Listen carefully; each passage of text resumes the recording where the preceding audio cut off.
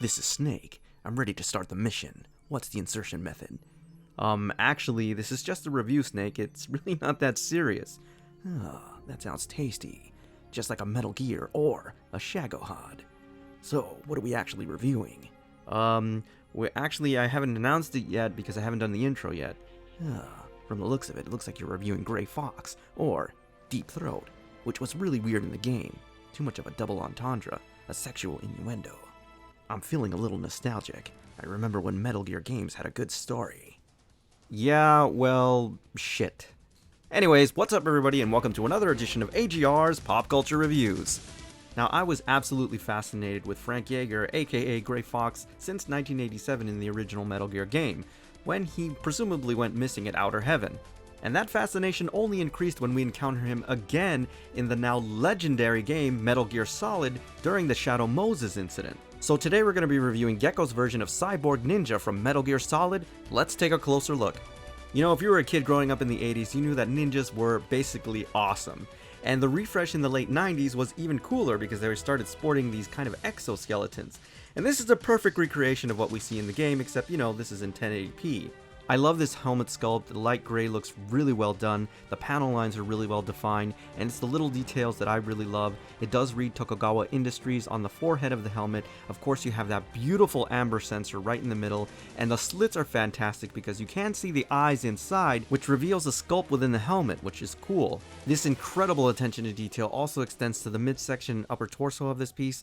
Now, they've done something really cool here. They really emphasize the muscular structure. It's completely modularized. The color palette is fantastic. Just take a look at the abdominal area. I also love the light shades here. They really serve to highlight the different textures. The blue areas are done in a matte finish, while the copper areas are more metallic looking and a little bit more shiny, and I think the contrast works very well here.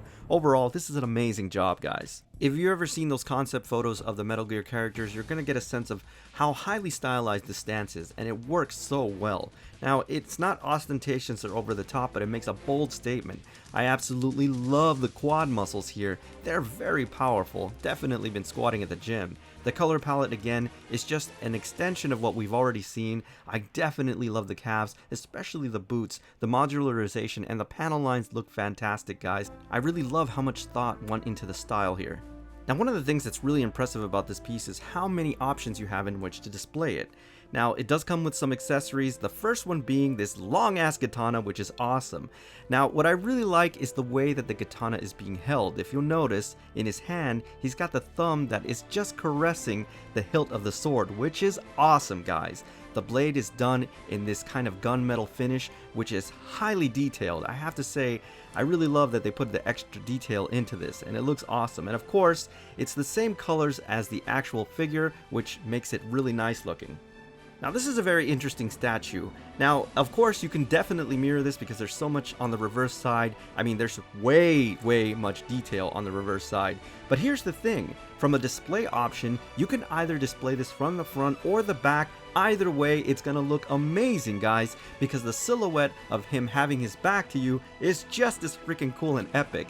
I love the way the reverse side looks. So in terms of display options, yes, of course you can mirror this one, but at the same time, you can just display it like this and it looks freaking awesome. Now, this is probably one of the best features of this statue. It does have a light up function in the helmet. It is really cool. Of course, it does require batteries. It's actually very bright. Now, unfortunately, it doesn't glow that amber color. It's actually very white looking, but nevertheless, it does look really nice. And of course, because the light is shining in the helmet, you can actually see the eyes inside, and I thought that just really put this piece over the top for me. It's really nice, guys, and again, another display option.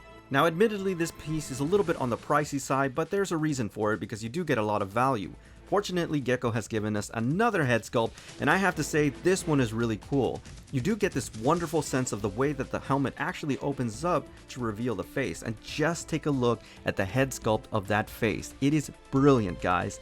Right down to every detail and every scar, presumably from the first battle that he had with Snake at Outer Heaven. And it just looks great, guys. This is beautifully done. Now, of course, as we know from the game Metal Gear Solid, Cyborg Ninja is really packing some heat, including the particle cannon that he uses to try to take out Metal Gear Rex. Now, this thing is very detailed. I love what they did here, right down to the gunmetal, and it fits right onto the arm, and this one actually swaps out at the shoulder muscle, which looks really cool. In addition to that, you get some ammo pouches, presumably are for the particle cannon. I'm not exactly sure. There is one that I didn't include in the video that's kind of loose. These attach magnetically, which is really awesome, so it's not a pain in the ass to swap in and out. Now, typically, bases with low profiles don't have as much detail.